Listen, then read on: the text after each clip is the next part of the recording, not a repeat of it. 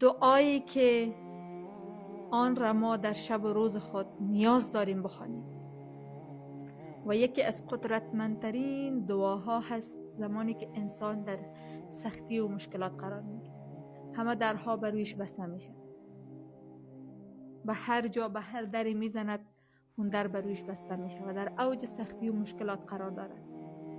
برای بیرون رفت از این سختی و مشکلات و باز شدن درهای بسته زندگیت، آیه 10 سوره کهف کلید باز شدن اون درهاست که در آیه 10 الله متعال میفرماید ربنا آتنا من لدنک رحمه و هیئ لنا من امرنا رشدا.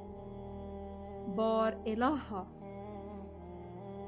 بار پروردگارا، از نزد خودت برای ما رحمت بده. و این طلب دعا را میکنیم که از نزد خودت رحمت بر ما بده، که رحمت الله سبحانه و تعالی بی پایان هست و هر چی از او طلب بکنی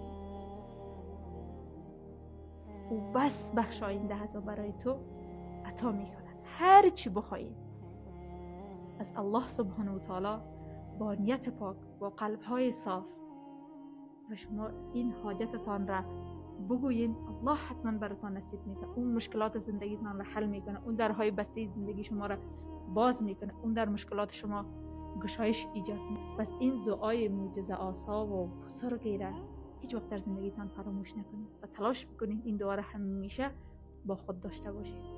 ربنا آتنا من لدنک رحمه، بده پروردگارا برای ما از نزد خودت رحمت. سبحان الله، هیچ وقت الله برای شما